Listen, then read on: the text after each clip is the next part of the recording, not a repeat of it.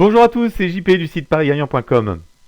Alors aujourd'hui, une nouvelle vidéo sur ma dernière application Turf Data Driven.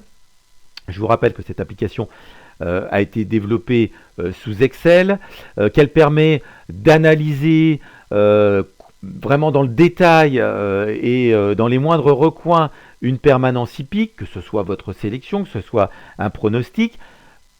Je vous fournis aujourd'hui l'exemple qui est proposé lorsque vous faites l'acquisition de cette application. C'est le 6e de The Turf au jeu simple placé dans tous les quintés. Je reste encore sur ce cheval. Ce cheval, je vous le rappelle, il est déficitaire à masse égale. Il est autour de 96%. Donc voilà, c'est plutôt un exemple qui est assez intéressant. On a 2500 courses de rentrée dans cette application. On sait que l'écart max, il est de 23. Donc voilà, et puis on a ici l'analyse de toutes les données statistiques, on a les données financières. Bref, n'hésitez pas à revisionner les 2 premières vidéos pour bien vous imprégner de cette application.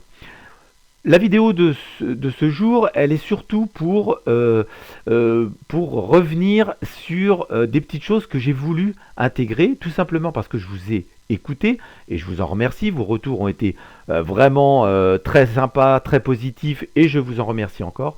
Et du coup, je vous ai un petit peu écouté pour apporter des petites modifications. Alors, les modifications, elle porte sur l'aspect visuel. Ici, vous voyez que j'ai retravaillé un petit peu la visibilité du bilan, du rendement. C'est vrai qu'en un seul coup d'œil, on a tout de suite l'information qui nous importe, savoir le bilan et le rendement. Par ailleurs, lorsque j'ai développé mon application Turf Data Driven, donc j'ai travaillé sur ce 6e de The Turf. Ce 6e de The Turf, il a un écart maxi de 23. Donc je me suis dit, bon allez, on va mettre une gestion des écarts maxi de 30, ça devrait suffire. Oui, ça suffisait, en l'état, ça suffisait pour l'exemple. Mais effectivement, vous m'avez fait des petits retours en disant, JP, t'es gentil, mais si on veut avoir on veut supprimer d'ailleurs, pourquoi pas, des écarts. J'ai un turfiste qui m'a envoyé ça en me disant, JP, j'ai testé en supprimant des rapports, donc du coup on augmente l'écart maxi, boum, la gestion bug parce que je n'avais pas été, je n'ai pas géré au-delà de 30. Alors, j'avais fait une version qui allait jusqu'à la gestion d'un écart maxi de 50, donc vous voyez. Et puis, allez, je me suis dit, qui peut le plus, peut le moins, on y va. Donc, j'ai dit, on pourra gérer maintenant jusqu'à un écart maxi de 100. Donc, votre sélection, si vous avez un écart maxi de 100, c'est désormais possible avec Turf Data Driven.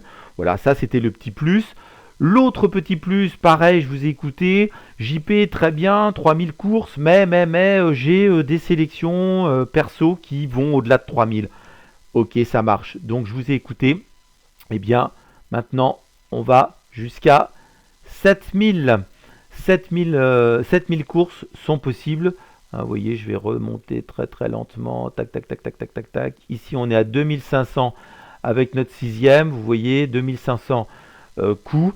Eh bien, là, voilà, c'est désormais possible jusqu'à 7000 courses. Alors, peut-être que j'irai un peu plus loin. Après, c'est uniquement la taille du fichier, aussi par rapport à vos machines pour traiter les données. Bon, voilà, 7000, c'est un bon compromis. Ça fonctionne plutôt pas mal. Voilà, donc, on est sur toutes ces améliorations-là. Bien sûr, ici, dans les graphiques, vous voyez que on va donc pouvoir bien gérer l'écart maxi jusqu'à 100. Ici, dans les données graphiques, on voit que ça va jusqu'à 7000 courses.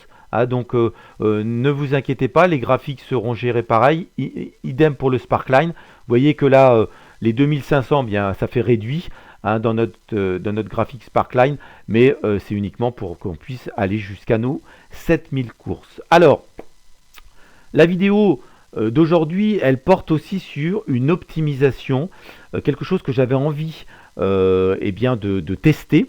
Je me suis un peu plongé dans mes bouquins ces quelques jours. Je vous ai un petit peu écouté aussi. Je me suis dit, tiens, si je sors une V2 de Turf Data Driven, qu'est-ce qu'on peut mettre hormis un petit peu tout ce dont je vous ai parlé auparavant? Eh bien, je me suis plongé notamment dans les probas et j'ai notamment vu la fonction de la loi normale.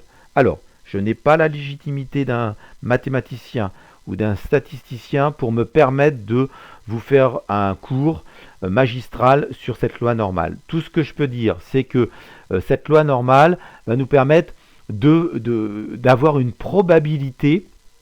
C'est une probabilité. Alors, je vais faire un petit article de ces prochains jours sur mon blog, donc vous pourrez regarder ça. La loi normale va nous permettre d'afficher une proba en fonction d'une valeur, un pourcentage. Alors, je me suis dit, bon, je ne suis pas, là encore, hein, je vous dis, légitime. Par contre, je me suis dit, en tant que turfiste, est-ce que ça peut apporter une valeur ajoutée à Turf Data Driven? La réponse est sans appel, oui. Donc, pour ne pas rentrer dans le détail, j'ai intégré ici, vous voyez, en dessous des moyennes mobiles. Les moyennes mobiles, j'en parle dans les précédentes vidéos. Ce que j'appelle un pourcentage de prévision des écarts. C'est-à-dire que, eh bien, en fonction de notre écart en cours, on va essayer d'envisager, de prévoir, entre guillemets, ce qui va sortir, hein, de savoir quelle est la probabilité d'avoir un écart en dessous de notre écart actuel. Voilà, c'est un petit peu pour résumer, pour essayer d'être assez didactique. C'est ça le but de cette option. Alors, je vais vous en parler dans quelques instants et on va prendre un exemple pour vous montrer un petit peu comment ça fonctionne. Alors, je reprends mon exemple du 6e de The Turf. Tout est paramétré. Vous voyez, j'ai mis les écarts en fonction des différents rendements. J'ai un petit peu augmenté, d'ailleurs ceux qui sont tout juste au-dessus de 90% en rendement, je les ai affichés aussi, pour avoir une activité qui soit assez honorable. Voilà, on est à 58%, c'est plutôt pas mal. Donc, en fonction de ça, on va regarder, vous voyez qu'on a 118% de rendement, on a un bilan de 666,40 €. Maintenant, eh bien, on va aller voir ce que ça donne si on active ce pourcentage de prévision des écarts. Alors, bien sûr, il faudra rentrer une valeur. Cette valeur, c'est le seuil de probabilité de l'écart à venir. C'est-à-dire que se dire, bah voilà, tout ce qui va être au-dessus des 50% de probabilité d'avoir un écart en dessous de notre écart actuel, eh bien, on va jouer. Si c'est en dessous de ces 50%, on ne joue pas. Vous voyez que c'est assez simple. Donc, qu'est-ce que ça donne quand on fait 50% de seuil de probabilité? Bah, vous voyez qu'on passe à 126% de rendement. Alors, oui, on perd en activité, je suis d'accord avec vous, mais vous me connaissez, je suis pour l'économie des mises.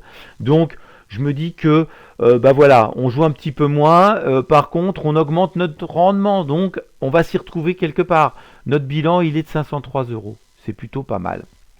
Alors, là où vous allez voir que c'est relativement intéressant, ce pourcentage de prévision des écarts, c'est lorsqu'on active la capitalisation. Regardez bien. Là, je capitalise.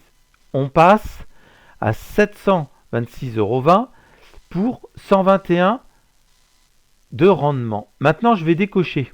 Qu'est-ce que ça nous donne si on avait enlevé ce pourcentage de prévision? On retombe sur 58% d'activité, on est à 115 de rendement, on a un très bon bilan, hein, ça je suis tout à fait d'accord. Mais regardez, ici, on a posé 41 fois notre mise max de 30. 41 fois, on a joué 30 €. Je réactive le pourcentage de prévision des écarts. Et là, vous voyez qu'on tombe à 13. Donc, c'est quand même pas négligeable. 13 fois où on joue nos 30 €, eh bien, c'est quand même mieux que de jouer 41 fois. Alors après, il y en aura pour tous les goûts. Vous voyez que je suis quand même à 32%, donc c'est plutôt pas mal, en ayant activé la prévision des écarts. Bon, bah voilà, moi je pense que c'est toujours bon si on peut un petit peu, grappiller des mises max et si on peut faire l'économie des mises. Ça me regarde, hein, là encore, c'est strictement personnel. Après, j'entends aussi les gens qui me disent oui, mais JP, on baisse en activité. Là encore, croyez-moi sur parole, privilégiez le nombre de vos sélections pour obtenir davantage d'activités, vous voulez jouer tous les jours, et bien à ce moment-là, au lieu d'avoir une seule sélection, vous essayez d'en trouver 5 ou 6. Et puis là, il y a de grandes chances que vous allez pouvoir jouer tous les jours. Là encore, moi, j'aime bien jouer sur ce phénomène de rendement. Pour moi, le rendement, c'est quand même quelque chose d'important. Alors, vous voyez que on a donc notre rendement à 121, notre bilan à 726. Là encore, on peut essayer de jouer dessus. Si on baisse un petit peu, vous voyez que c'est pas intéressant de baisser ce seuil de probabilité. Si on l'augmente, voilà, si on l'augmente à 75%, alors attention, là on baisse vraiment, hein, on est à 13% d'activité. Par contre, vous voyez que ça booste vraiment le rendement. Donc là encore, hein, c'est à vous de jouer, c'est à vous de tester. Tout ce que j'apporte en indicateur et en filtre, c'est uniquement pour essayer d'apporter de la valeur ajoutée, et je suis sûr que vous allez trouver une application sur vos sélections. Alors voilà, je ferme tout ça, on repart, et donc vous voyez que là notre sixième aujourd'hui, hein, donc j'ai complètement désactivé tout ça, notre sixième, si on le joue en l'état avec 58% d'activité, on a un rendement de 115, on a un bilan de 1143 € avec une mise max de 30 €. On peut tout à fait descendre notre mise max.